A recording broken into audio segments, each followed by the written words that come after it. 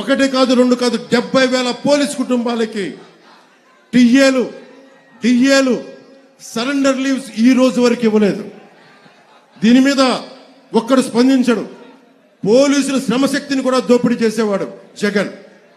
ఇలాంటి వ్యక్తి ఇంకొకసారి అవకాశం ఇస్తే మీరు ఏం జరుగుతుందో మీరు ఆలోచించండి. మేము రోడ్ల మీదకి వచ్చి కొట్లాడాల్సి వస్తుంది. మీ భవిష్యత్తు కోసం ఉన్న ఇక్కడ మంత్రిని చూశారు, సివిల్ సప్లైస్ మంత్రినే. కొడుకు ఒకవైపు, అతను అనుచరులు ఒకవైపు, కనీసం వాళ్ళ దోచుకున్న సొమ్ముతోటి కనీసం ఇక్కడ పరిశ్రమలు కూడా పెట్టాలి. ఎక్కడో తెలంగాణలో బాలానగర్లో ఇక్కడ కూర్చొని స్టీల్ ఫ్యాక్టరీలు పెట్టుకున్నారు. అక్కడికి వెళ్ళి ఇక్కడ దోచేసిన డబ్బుతోటి, ఇక్కడ టీడీఆర్ బాండ్లతోటి దోచేసిన డబ్బుతోటి వెళ్ళి తెలంగాణ హైదరాబాద్ లో బాలానగర్లో ఫ్యాక్టరీలు పెట్టుకున్నారు.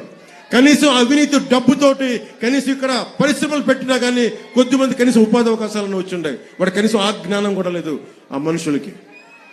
ఇది మీరు చాలా ఆలోచించి నిర్ణయం తీసుకోండి. మాకేమవ్వదు.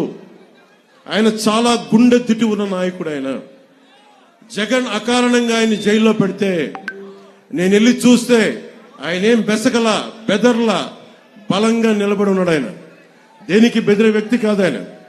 కానీ నాకు అనిపించింది, ఏదైతే మాట ఇచ్చానో 2021లో వైసీపీ వ్యతిరేక ఓటు చీలకూడదని చెప్పి నేను పదే చెప్పాను.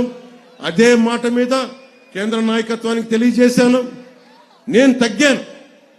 నన్ను కావాలంటే విమర్శించారు.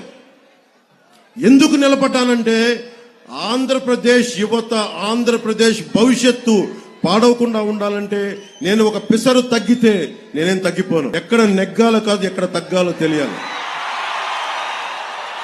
దేనికి తగ్గాను నేను? ఇక్కడ అభ్యర్థిని అనౌన్స్ చేసిన తర్వాత కూడా ఎందుకు తగ్గాల్సి వచ్చింది అంటే, మా వాళ్ళు ఒకళ్ళు తగ్గుతారు కానీ మీరు గెలుస్తారు, మీకు ఉపాధి అవకాశాలు వస్తాయి. అది దృష్టిలో పెట్టుకుని నేను తగ్గాను తప్ప పార్టీని తగ్గించాలని కానీ కూడా కాదు. ఎందుకంటే 4 దశాబ్దాలుగా ఒడిదుడుకులు తీసుకున్న వ్యక్తి, ఆయన అనుభవం కావాలి. అలాగే నేను ఎక్కడ సమస్య ఉన్నా, ఉదాహరణకి ఉద్దానం కిడ్నీ సమస్యకే 2014లో ఆయన మీద నాకు ఉన్న గౌరవం ఏంటంటే, 2014లో ఉద్దానం కిడ్నీ సమస్య అప్పుడు గుర్తించి శ్రీకాకుళం వెళ్ళి నేను తిరిగితే ఆయన దృష్టికి తీసుకొస్తే 24 గంటలు తిరక్క ముందే మొత్తం ఉన్నతాధికారులు బృందాన్ని పిలిపించి మంగళగిరిలో కూర్చొని, క్యాంప్ ఆఫీస్లో కూర్చొని మొత్తం ఏం చేయాలని చెప్పి వెంటనే తక్షణంగా దానికోసం ఒక రిలీఫ్ ప్రోగ్రామ్ చేశారు. వెంటనే ఏమే రెమెడియల్ మెజర్స్ తీసుకున్నారు. అందుకనే ఆయన అనుభవం నాకు మనకి రాష్ట్రానికి కావాలి.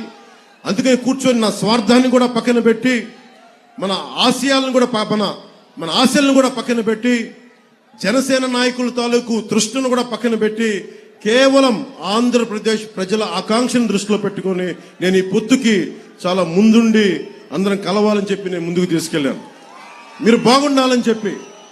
మీకు ఈ వ్యక్తి నేను నా నోట్లోంచి ఉచ్చరించేంత స్థాయి కూడా లేదు ఈ సివిల్ సప్లైస్ మంత్రికి. ఇలాంటి మంత్రుల్ని, ఇలాంటి అభ్యర్థుల్ని, ఇలాంటి రాజకీయాల్లోంచి తన్ని తగలేసేయాలి బయటికి. గోస్తని నదిలో కలిపేయాలి ఇలాంటి వ్యక్తుల్ని. ఎంత అలుసు నీకు, ఎంత పొగరు నీకు, ఎంత అహంకారం నీకు, ఎంత దురహంకారం నీకు. రైతు ఏడుస్తా ధాన్యానికి మొలకలు వచ్చినాయి అంటే నువ్వు బూతులు తిడతావా? నీ అహంకారాన్ని నేల కింద రాచే రోజులు వస్తున్నాయి, మర్చిపోకు. నేను ఓట్ల కోసం కానీ నేను ప్రజలు బాగుండాలని ఆకాంక్షించేవాడిని.